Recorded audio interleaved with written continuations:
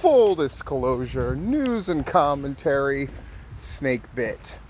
I was originally going to do a video about a week ago, and I'm still going to talk about the Snakebit thing. I just like that title, so I'm keeping it. But I'm not going to bury the lead. This might end up being a two-parter thing. It might not. I'm currently walking to throw trash away in the dumpster, and then I'm going to work. So I'm just going to talk while I still have all this fresh on my mind. So I wrote a thing on Facebook kind of addressing, it really is because it triggered a lot of thoughts in me. And it was a conversation I was having in a chat group, but I decided to kind of clean up parts of it, edit parts of it, and then put it up as a post. And I did. And boy, people got riled up, and understandably so. I think the main thing that upset people was this idea that I was critiquing the way a situation was handled that I did not witness. That's fair. I will say this.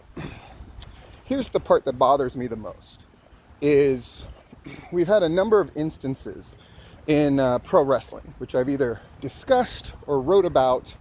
One of them is Rose Gold being slapped by that fan. Another one is Danny Jordan getting picked up and fucking murderized by some fan, and basically it barely being handled, or handled in a way that didn't seem to make a lot of sense to me. And I keep in mind I wasn't an eyewitness to any of these events either. And now this thing about a fan who got out of pocket for sure, and then was eventually thrown out of a show by the office, by the people in charge. Okay, so I will deal with and in all of these cases, when my opinions were expressed, any number of people, including wrestling people, were in staunch disagreement with me. My ideas were seen as like archaic or not applicable, and maybe that's true. I'll allow that. But let me say this. Here's my concern, is that in wrestling nowadays, we are killing the butterfly by helping it out of the chrysalis. In the stand-up world, which I know a little bit about,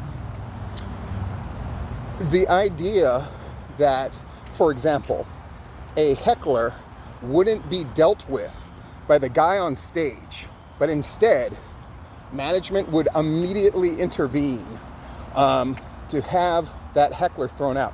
And believe me, a heckler, more often than not, is something the audience itself does not want. A heckler is never as funny as they think they are. And a heckler is usually drunk. And I think it's safe to say this guy at TWA was all of those things, right? He was drunk. Nobody wanted to hear his bullshit. As they've pointed out multiple times, even his family itself, especially when it went outside and the guy became much more threatening, nobody wanted to deal with that dude. Am I taking the side of that dude? No. Let me clarify something else. Am I saying that this whole thing is an overreaction to the guy just saying a guy in a kilt was wearing a skirt, what's the big deal? No, I absolutely did read that article. But here's my premise. Never was it implied once that the wrestlers should have handled it. My God. Of course they should have. And if they didn't feel like they wanted to, I can understand that. But tough titty. Handle it. Maybe they don't feel empowered to handle it. Maybe we've changed so much. Maybe the wrestlers just don't have experience with that, so they're just unwilling or unable to do it. I can only speak for me and situations that I've been in, but I always took it as a personal affront when somebody in the audience would try to hijack the show and I can go into a bunch of stories about PCW when these kind of things happened. I don't think I need to. Just take me at my word. Whenever something happened that was somebody trying to hijack the show, I dealt with it myself. Now again, I have a lot more experience in that kind of thing. But my question is, and whether the guy is face or heel, I think doesn't have any bearing in this whatsoever. I get the premise that Dan was saying. And of course, I love Dan. He's a friend. This is wrestling shit, right? Even if the feelings and emotions involved from the people who are involved in the thing are going to run very high. And I think just in general, as mad as people are going to get for me saying this, I think this is just an emotional time in general. I think the whole thing with Trump has people keyed up on every side of everything. The stuff that I've read and the kind of visceral emotion that I see, especially from the people who are trying to pretend that they're not emotional or invested in it, I've never seen things like this. Okay, with that said,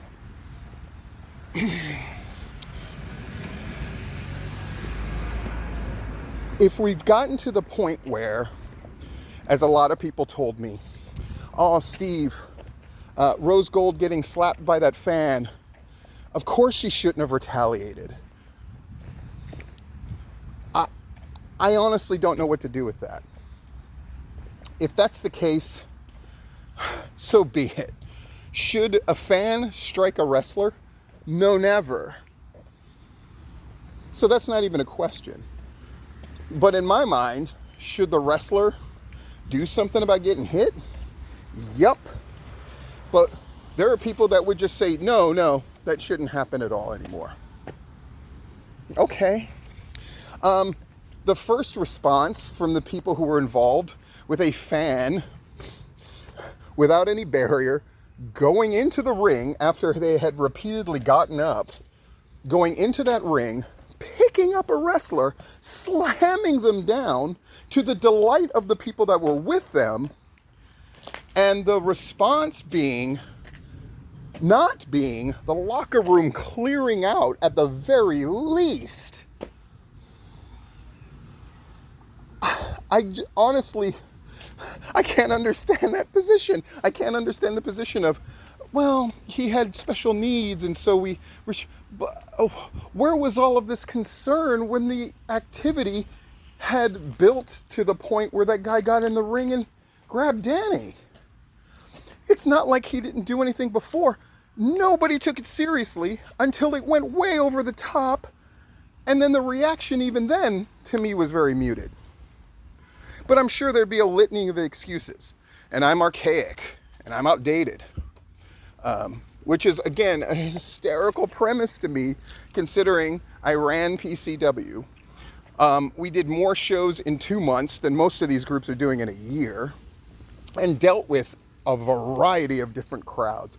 Everything from like a theater-heavy crowd in Atlanta to putting up with being protested by performance artists because we were doing pro wrestling at their precious venue, and violence is not the answer, and they play in stereotypes and we can't have that. Like dealing with actual protesters and people who are actually mad at things that we were booking and doing. And with you do that many shows, did people ever get physically involved? Yes. By the way, this idea that, oh my God, the guy drank. People drink at wrestling shows. I don't even know what to do with that. Of course they do. And you have to deal with them.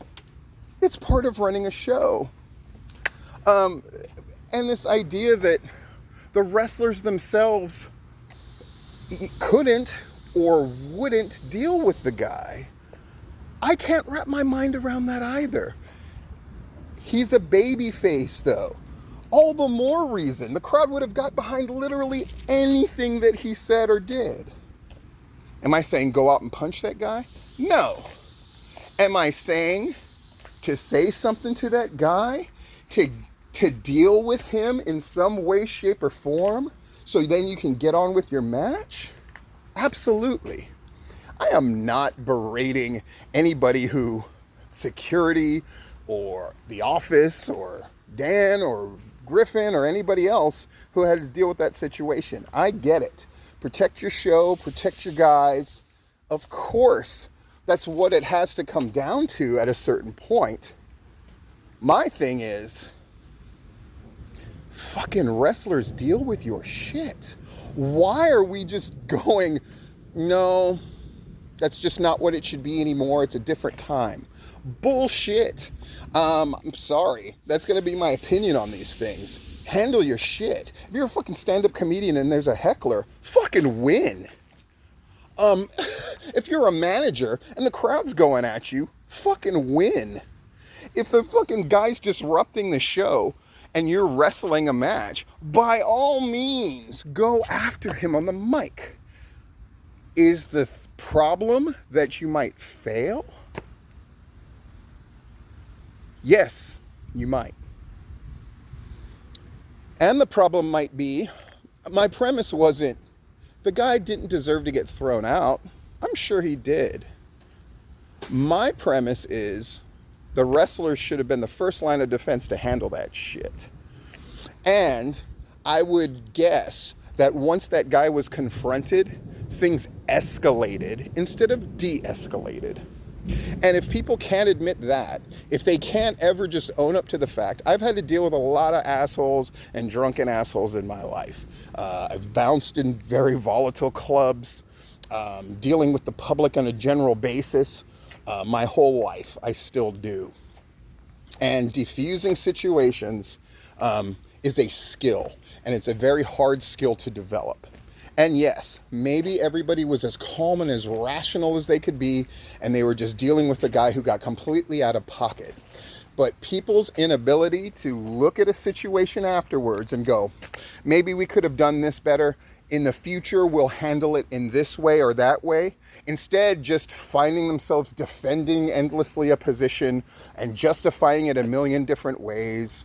At the end of the day, a lot of what I'm reading is people reacting emotionally and trying their best to not have a discourse, but instead go, I'm right, you're wrong, shut the fuck up, take this down. No. Maybe at this time is absolutely when I should be quiet. Maybe at this time, there's a part of me that thinks that. I don't know, Steve. This is maybe not a good time to say anything because people are really keyed up. And right now, like rational discourse in any way, shape, or form is not really what's going on. And as subtle as I try to be and nuanced as I try to be in what I write, like when I saw Rudy and Lou Spector, by the way, anybody who makes me agree with Lou Spector, what the fuck is happening in this world? But, when they're saying, yeah, they're going to lose audience because of this. No, they're not. I think that they understand, TWA understands their crowd and the kind of show they want to create. And nowhere do I say, you can't do what you did. In fact, in many cases, especially when I kind of made an analogy and talked about Dad's Garage, they can do whatever they want. They don't have to do risky, cutting-edge comedy anymore. They don't have to do anything. And in fact, they're instead trying to explore this idea of comedy as done by and representing underrepresented groups in the comedy world. I think that's a noble pursuit, and I think it's great. I think you can do it all at once, but they've chosen to go a route where certain kinds of things we are not going to joke about because that is punching down. I get that too. But at the end of the day, I will say, boy, if somebody does get out of pocket at a Dad's Garage show during an improv show, and the first instinct isn't for those comedians who are on stage to win that fight, then I don't know what the fuck we're doing. I don't know what the fuck we're teaching. And for the wrestlers that didn't want to deal with that, and the guy's parents are there and they don't want to hear this stuff, I can totally understand that. And I can't say I know what it's like to be LGBTQ. I'm not going to try to own that and say I absolutely understand every player and factor in the situation. I'll just say that if your instinct isn't to win, if your instinct isn't to try to control an audience, I don't know if people understand this about pro wrestling. Maybe we're here where we don't even do that. Maybe it is just this performative thing that we want audiences to just watch passively. But if that's what we're doing, where it's just like any kind of unruly behavior will just be handled by management instead of wrestlers first, I think that is, I'm not going to say it's a bridge too far. I'm just going to say that it's so far removed from the wrestling that I understand, so far removed from the wrestling that, in my opinion, should be. I mean, are we going to reach the point? And a lot of the same people who are like, oh, Steve, you don't understand, like, are probably the same people who would delight in a story or watching a video of, here's this fan sliding into a ring at WCW and look what happens to him. They probably love that stuff. And of course, because there's a part of it that is incredibly outlaw and the reason we like this pro wrestling shit in the first place. Am I blaming any wrestler? I mean, I guess a little bit in that, like, my God, if you're playing small end shows, indie shows, and your instinct is to not deal with a fan that's out of pocket verbally, and then if they get physical with you physically, I don't know what the fuck we're doing. It seems insane to me to, as a performer, not be ready and willing to deal with an audience that is not doing what they're supposed to do or even what you want them to do. Manipulating the crowd is what this shit is. All right. Let's talk about Snakebit. Hard turn. So Snakebit. The reason I was going to call this Snakebit is there's a lot of groups bringing in a lot of talent that's costing them money and ensuring that they're not making money. And the Joe Hendry thing, is that an impressive get? Yes. Is it a move that Viral obviously feels like they need to make in light of the fact that they're drawing half the crowds that they used to? I'm sure. But $4,000.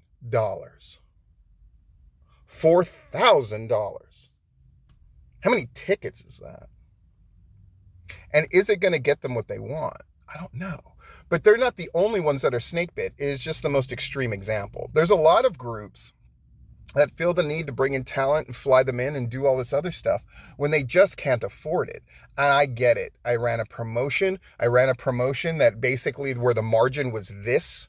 And I did bring people in from time to time, and because there was other value there, right? And I get that part of it too.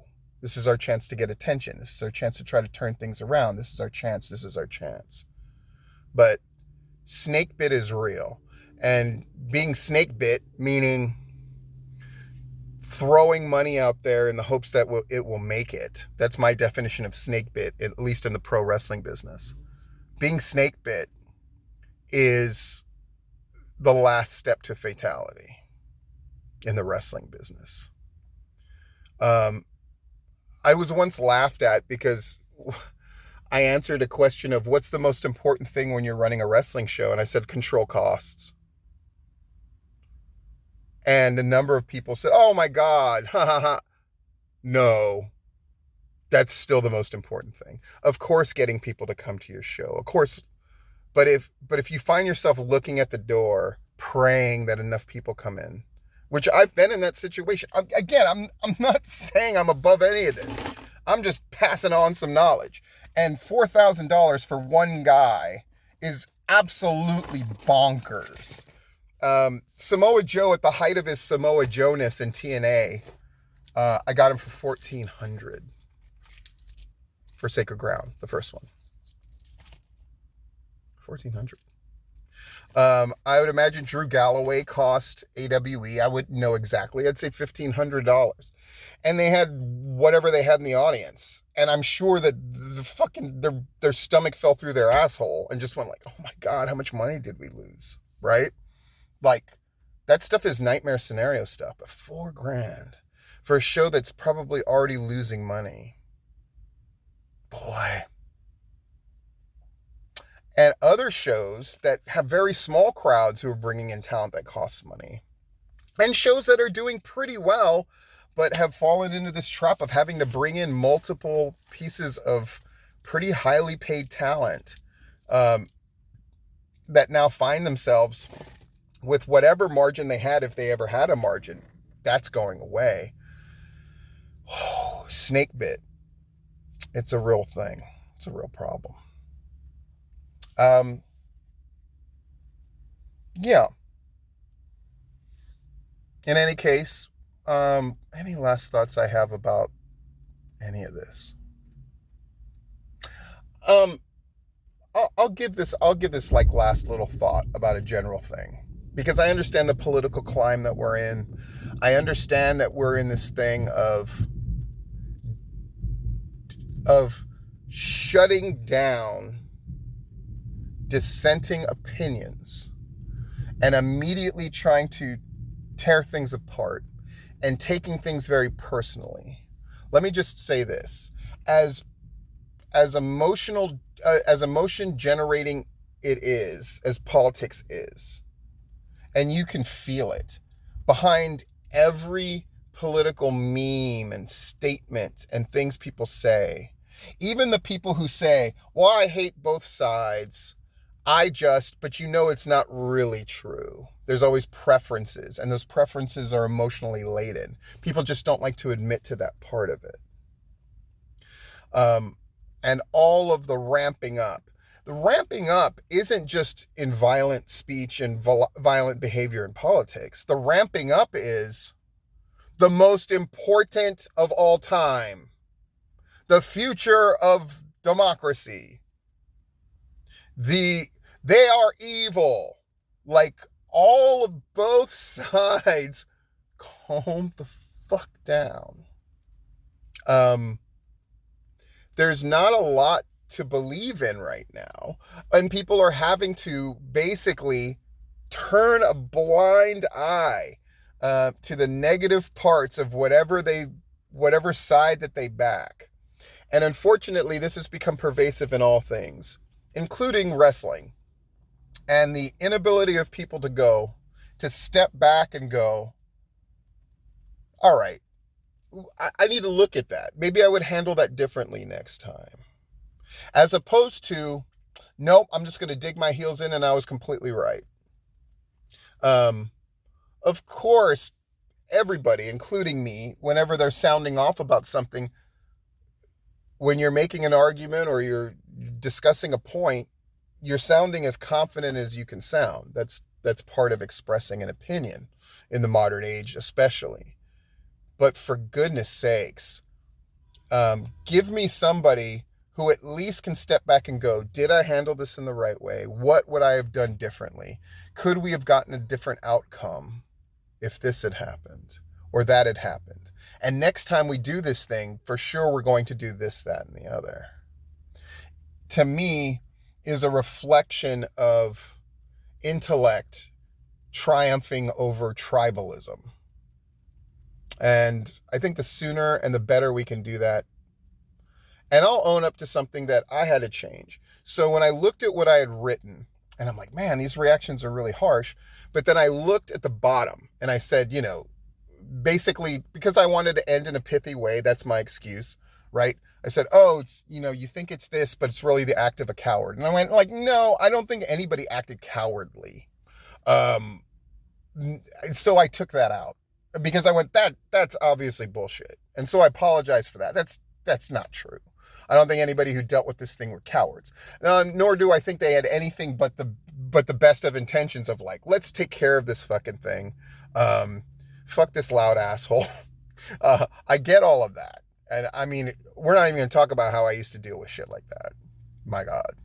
You know, literally telling fans, going up to them one-on-one, shut the fuck up. And anybody who's trying to ruin shows, smacking people for interrupting promos and all this kind of shit. Fucking wild. But the video still stands as it is. Are we going to completely depower the wrestlers to handle things? And our wrestlers, is this new generation just about, well, I shouldn't have to deal with that. That's up to management or the office to deal with. And if so, I mean, on a practical level, I'll own this. Maybe that just isn't a thing anymore. Maybe it just shouldn't be. Maybe wrestlers shouldn't handle that. Maybe you should just throw out unruly fans without the wrestler having any part of that. But boy, I do feel like something is lost if we don't. I feel like if some woman slaps a female wrestler and that female wrestler doesn't fucking retaliate on her in some way, shape, or form physically, I think that's a problem. And for God's sakes, if a fan gets in the ring and physically accosts a wrestler and literally nothing is done about it and precautions aren't properly taken, I think that's a problem. But maybe that isn't either. I don't know. In any case, see you later. I gotta go to work.